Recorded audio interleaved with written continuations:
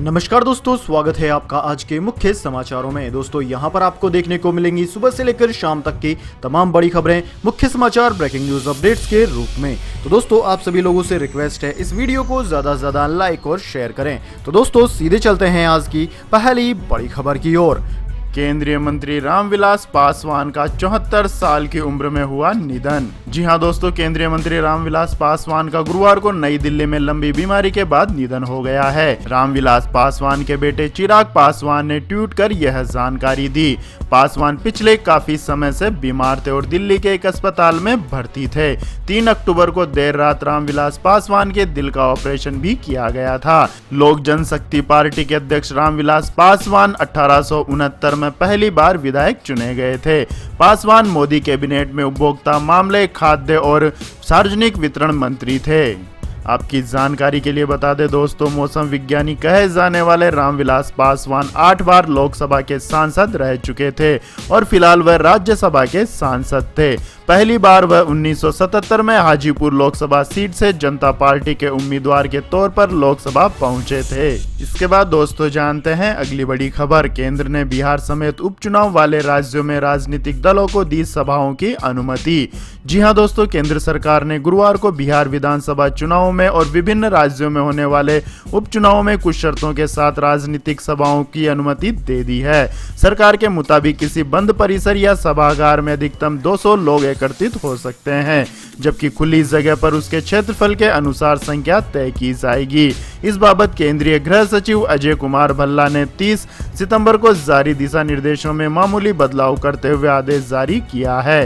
पिछले आदेश में 15 अक्टूबर से राजनीतिक सभाओं की मंजूरी दी गई थी। हालांकि सभी सभाएं कंटेनमेंट जोन के बाहर ही हो सकती हैं। इसके बाद दोस्तों जानते हैं अगली खबर। बीजेपी का दावा, बंगाल में कार्यकर्ताओं पर केमिकल वाले पानी का छिड़काव। जी हां दोस्तों, बीजेपी के वरिष्ठ नेता और केंद्रीय मंत्री रविशंकर प्रसाद ने पश्चिम बंगाल में बीजेपी कार्यकर्ताओं पर वहां की पुलिस द्वारा लाठीचार्ज किए जाने पर विरोध जताया है।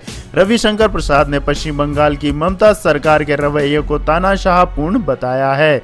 केंद्रीय मंत्री रविशंकर प्रसाद ने कहा कि जिस पानी का उपयोग वाटर कैनन के तौर पर किया गया था उसमें रसायन मिला हुआ था, जिसके कारण लोगों को उल्टी हो रही थी। प्रसाद का आरोप है कि बीजेपी के कार्यकर्ता पश्चिम बंगाल में शांतिपूर्ण विरोध प्रदर्शन कर रहे थे, लेकिन पुलिस की बर्बर कार्यवाही के कारण बीजेपी के 100 से भी अधिक कार्यकर्ता घायल हो गए, जिसमें बीजेपी युवा मोर्चा के अध्यक्ष तेजस्वी सूर्या भी शामिल हैं।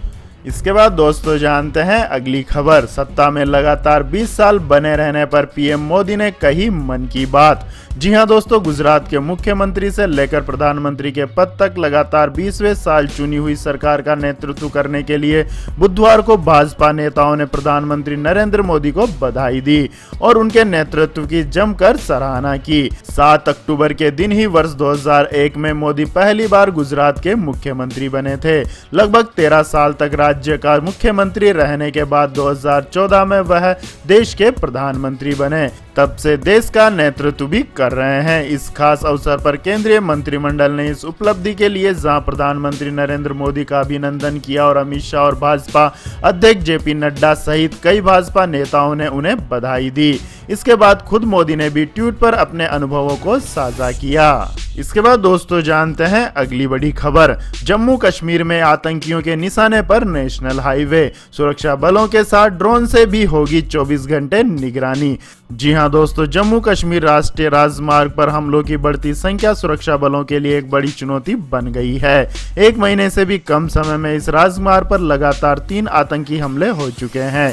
इसी के चलते भारी सुरक्षा बलों की तैनाती के साथ साथ 24 घंटे हवाई निगरानी की भी योजना बनाई जा रही है। जम्मू कश्मीर पुलिस डीजी दिलबाग सिंह ने बताया है कि राष्ट्रीय राजमार्ग पर सुरक्षा ग्रिड को मजबूत करने के लिए टेक्नोलॉजी का उपयोग किया जा रहा है। ड्रोन की मदद से 24 घंटे निगरानी की जा रही है। वहीं वाहनों की जांच के सवाल पर उन्होंने कहा है कि राजमार्ग एक संवेदनशील क्षेत्र है और चूंकि यातायात का दबाव इतना अधिक है कि उस संबंध में बहुत कुछ नहीं किया जा सकता है। इसके बाद दोस्तों रुक करते हैं अगली खबर का। अफगान वार्ताकार डॉक्टर अब्दुल्ला ने पीएम मोदी से की मुलाकात। जी हां दोस्तों, अफगानिस्तान की शांति परिषद के प्रमुख डॉक्टर अब्दुल्ला ने गुरुवार को प्रधानमंत्री नरेंद्र मोदी से मुलाकात की है। इस दौरान डॉक्टर अब्दुल्ला ने दोहा में चल रही अफगान सरकार और तालिबान के बीच शांति वार्ता के बारे में जानकारी दी। डॉक्टर अब्दुल्ला ने अफगान शांति प्रक्रिया पर भारत की सैद्धांतिक सहमति को लेकर आभार प्रकट किया। प्रधानमंत्री नरेंद्र मोदी से मुलाकात के बाद डॉक्टर अब्दुल्ला ने ट्वीट किया कि शांति वार्ता को भारत का पूरा समर्थन है। अफगानिस्तान में होने वाले शांति समझौते का भारत पूरा समर्थन करेगा।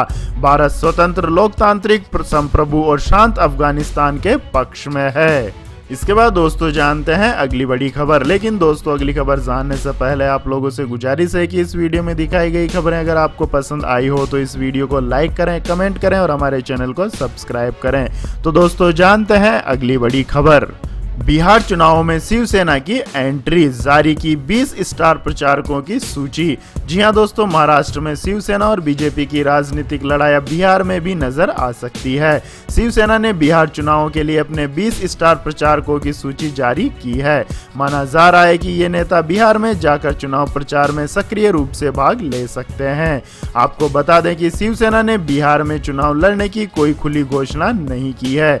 ऐसे में माना जा रहा है कि वह महाराष्ट्र में अपनी गठबंधन सहयोगी कांग्रेस के समर्थन में बिहार में चुनाव प्रचार कर सकती है। शिवसेना की ओर से जारी की गई स्टार प्रचारकों की सूची में महाराष्ट्र के सीएम उद्धव ठाकरे, उनके बेटे और कैबिनेट मंत्री आदित्य ठाकरे, वरिष्ठ नेता संजय राउत समेत 20 लोगों के नाम शामिल हैं। इसके बाद दोस्तों जानते हैं अगली बड़ी खबर। रेलवे को प्राइवेट ट्रेनों के लिए मिले 120 आवेदन, IRCTC भी दौड़ में है शामिल।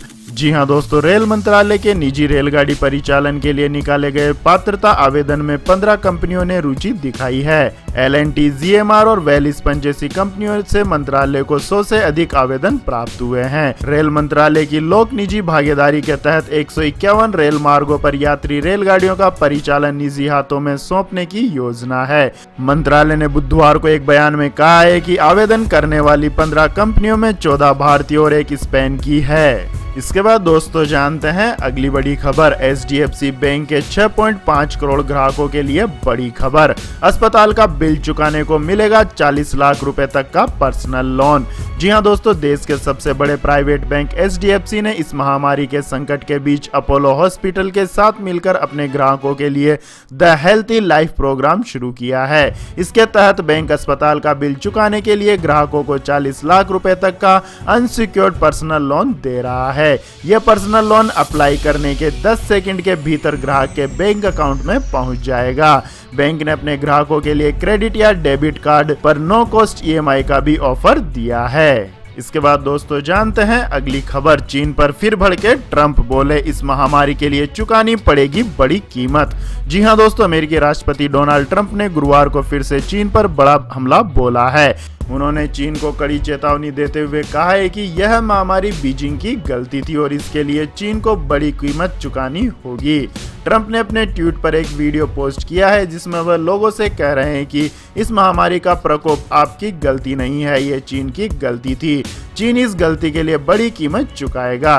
ट्रंप ने यह भी कहा है कि इस वायरस से संक्रमित होना भगवान का आशीर्वाद था, अब वह बेहद अच्छा महसूस कर रहे हैं। इसके बाद दोस्तों जानते हैं अगली खबर। अमेरिकी कवयित्री लुइस ग्लक को मिला साहित्य का नोबेल पुरस्कार। जी हां दोस्तों, नोबेल समिति ने ग्लिक के रचना कार्य की सराहना की, जिन्हें यह पुरस्कार शानदार काव्य शैली के लिए दिया गया है जो व्यक्तिगत अस्तित्व को सार्वभौमिक पहचान दिलाती है और जिसमें सादगी भरी सुंदरता का अप्रतिम वर्णन है। स्वीडिश एकेडमी के स्थायी सचिव मेल्स माल्म ने स्टॉकहोम में बृहस्पतिवार को साहित्य के नोबेल पुरस्कार की घोषणा की। नोबेल एकेडमी ने कहा है कि न्यूयॉर्क में जन्मी ग्लिक ने 1968 में अपनी पहली रचना फर्स्ट बॉर्न लिखी थी और वह जल्द ही अमेरिकी समकालीन साहित्य के सर्वाधिक जाने माने कवियों की श्रेणी में शामिल हो गई। ग्लिक येल यूनिवर्सिटी में अंग्रेजी की प्रोफेसर हैं।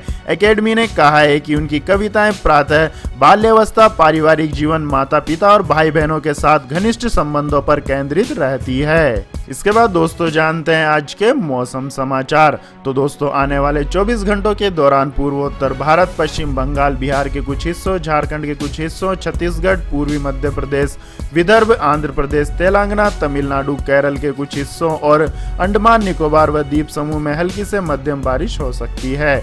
एक दो स्थानों पर इन भागों में भारी वर्षा का भी अनुमान है। वहीं तटीय कर्नाटक में हल्की बारिश हो सकती है, जबकि मध्य महाराष्ट्र, मराठवाड़ा, लक्षद्वीप और उत्तर प्रदेश में एक दो स्थानों पर हल्की वर्षा होने के आसार हैं, जबकि उत्तर भारत के सभी भागों में मौसम साफ और शुष्क बना रहेगा। इसके बाद दोस्तों जानते हैं आज के पेट्रोल और डीजल के भाव। तो दोस्तों सरकारी तेल कंपनियों ने आज लगातार छठे दिन पेट्रोल और डीजल के दामों में कोई फेरबदल नहीं किया है। आपको बता दें कि पेट्रोल की कीमतों में पिछले 15 दिनों से कोई फेरबदल नहीं हुआ है। गुरुवार को दिल्ली में पेट्रोल 81 रुपए 6 पैसे पर और डीजल 70 रुपए 46 पैसे प्रति लीटर पर टिका हुआ है। इसके बाद दोस्तों जानते हैं अगली खबर। सोना हुआ 82 रुपए प्रति 10 ग्राम महंगा, चांदी के दाम 1074 रुपए बढ़े। जी हां दोस्तों, अंतर्राष्ट्रीय स्तर पर कीमतें बढ़ने से घरेलू बाजार में सोने के दाम बढ़ गए हैं। गुरुवार को दिल्ली सराफा बाजार में 10 ग्राम सोने के दाम 82 रुपए और 1 किलोग्राम चांदी के दाम 1074 रुपए तक बढ़ गए हैं। एक्सपर्ट्स का कहना है कि अमेरिकी राष्ट्रपति डोनाल्ड ट्रंप की ओर से राहत पैकेज को लेकर किए ट्वीट के बाद सोने की कीमतों में हल्की तेजी देखने को मिली है। दिल्ली सराफा बाजार में 99.9% शुद्धता वाले सोने के दाम 82 रुपए बढ़कर 51,153 रुपए प्रति 10 ग्राम पर पहुंच गए हैं और सोने की तरह चांदी की कीमतों में भी तेजी देखने को मिली है। गुरुवार को 1 किलोग्राम चांदी के दाम 1074 रुपए बढ़कर 62,159 रुपए प्रति किलोग्राम पर पहुंच गए हैं। इसके बाद दोस्तों जानते हैं अगली खबर। मुंबई पुलिस का दावा, अर्नब गोस्वामी के रिपब्लिक टीवी समेत 3 चैनलों ने पैसे देकर बढ़ाई टीआरपी। जी हां दोस्तों, मुंबई पुलिस ने फर्जी तरीके से टीवी चैनलों की टीआरपी बढ़ाने वाले रैकेट के भंडाफोड़ का दावा किया है। शहर के पुलिस कमिश्नर परमवीर सिंह ने कहा है कि अर्नब गोस्वामी के स्वामित्व वाले रिपब्लिक टीवी समेत 3 चैनल पैसे देकर टीआरपी हासिल कर रहे थे। पुलिस ने कहा है कि ये चैनल रेटिंग मीटर वाले घरों में 400 से 500 रुपए देकर टीआरपी हासिल कर रहे थे। हालांकि अर्नब गोस्वामी ने मुंबई पुलिस के आरोपों को झूठा बतलाया है। रिपब्लिक टीवी के अलावा मराठी चैनल बॉक्स सिनेमा और फफ्त मराठी पर पैसे देकर टीआरपी हासिल करने का आरोप है। इसके बाद दोस्तों जानते हैं अगली खबर। एसबीआई ने 45 करोड़ ग्राहकों को दी बड़ी राहत, मिनिमम बैलेंस की लिमिट घटाई। जी हां दोस्तों, देश के सबसे बड़े सरकारी bank state bank of India ने 45 करोड़ ग्राहकों को राहत दी है। एसबीआई ने मेट्रो और ग्रामीण क्षेत्र के लिए मिनिमम बैलेंस की लिमिट घटा दी है। अब मेट्रो और अर्बन सिटीज के लिए औसत मासिक बैलेंस 3,000 रुपए और ग्रामीण क्षेत्रों के लिए ये 1,000 रुपए कर दिया गया है। इसके साथ साथ मिनिमम बैलेंस मेंटेन नहीं करने पर लगने वाले चार्ज को भी कम किया गया है। एसबीआई के इस नए नियम से करीब 45 करोड़ ग्राहकों को राहत मिलेगी। अमूमन मिनिमम बैलेंस मेंटेन नहीं करने पर 5 से 15 रुपए का चार्ज और जीएसटी अलग से लगता है। एसबीआई ने अप्रैल 2017 में मिनिमम एवरेज बैलेंस चार्ज को लागू किया था। मेट्रो सिटीज जैसे दिल्ली, मुंबई, कोलकाता, चेन्नई आदि की बात करें तो मिनिमम बैलेंस में 50% घटने पर फाइन के रूप में 10 रुपए प्लस जीएसटी लगेगा। अगर उसमें 50 से 70% की कटौती होती है तो चार्ज 12 रुपए प्लस जीएसटी लगेगा। अगर अकाउंट होल्डर का बैलेंस 75% से ज्यादा घटता है तो फाइन के रूप में 15 रुपए और जीएसटी लगेगा। इसके बाद दोस्तों जानते हैं अगली खबर। अजरबैजान और आर्मेनिया युद्ध में अब तक 300 लोगों की मौत, ईरान ने दी तबाही की चेतावनी। जी हां दोस्तों, अजरबैजान और आर्मेनिया के बीच विवादित नागोर्नो कराबाख इलाके को लेकर भारी संघर्ष अभी भी जारी है और दोनों ही देशों की सेनाओं ने फिलहाल पीछे हटने से इनकार कर दिया है। इस युद्ध पर ईरान ने चेतावनी दी है कि इससे तबाही आ सकती है और यह लड़ाई व्यापक रूप से क्षेत्रीय युद्ध को बढ़ा सकती है। ईरान के राष्ट्रपति हसन रूहानी ने कहा है कि इस युद्ध के बाद इलाके की स्थिरता को खतरा है और ये ऐसे ही चलता रहा तो पड़ोसी देशों पर भी इसका असर दिखने को मिल सकता है। ईरान ने कहा है कि ये इलाका औपचारिक रूप से अजरबैजान का हिस्सा है, लेकिन यहाँ रहने वाले लोग आर्मेनियाई है। फिलहाल ही दोनों देश एक दूसरे पर हिंसा की शुरुआत करने का आरोप लगा रहे हैं। इसके बाद दोस्तों जानते हैं अगली खबर। भारत बनेगा मोबाइल फोन का ग्लोबल हब। ऐसे मैन्युफैक्चरिंग पकड़ेगी रफ्तार। जी हाँ दोस्तों, भारत मोबाइल फोन मैन्युफैक्चरिंग का दुनिया में एक अहम सेंटर बनने की राह पर आगे बढ़ रहा है। सरकार ने PLI स्कीम के तहत मोबाइल फोन बनाने वाली इंटरनेशनल कंपनियों के 16 प्रपोजल अप्रूव कर दिए हैं। 16 प्रपोजलों में सैमसंग, फॉक्सकॉन, होनहाई, रिनसिंग स्टार, विंस्ट्रॉन और पियागेट्रॉन जैसी कंपनियों के भी प्रपोजल शामिल है। इसमें से 3 कंपनियां फॉक्सकॉन, होनहाई, विंस्ट्रॉन और पिगाट्रॉन एप्पल की कॉन्ट्रैक्ट मैन्युफैक्चरिंग है। घरेलू मोबाइल सेगमेंट के तहत भारतीय कंपनियों जिनमें लावा, भगवती, माइक्रोमैक्स, पेडगेट इलेक्ट्रॉनिक्स, UTL, लियोनिक्स और ऑप्टिमम इलेक्ट्रॉनिक्स के प्रपोजल को भी मंत्रालय की तरफ से अप्रूवल मिल गया है। 6 कंपनियों को इलेक्ट्रॉनिक कंपोनेंट सेगमेंट के तहत अप्रूवल दिया गया है। तो यह थी दोस्तों आज की सभी महत्वपूर्ण बड़ी खबरें। तो दोस्तों आपको हमारा ये वीडियो कैसा लगा कमेंट करके जरूर बताएं और हमारे इस वीडियो को अधिक से अधिक लाइक और शेयर करें। साथ ही हमारे चैनल को सब्सक्राइब करके बेल आइकन का बटन भी दबा लें। धन्यवाद। जय हिंद, जय भारत, वंदे मातरम।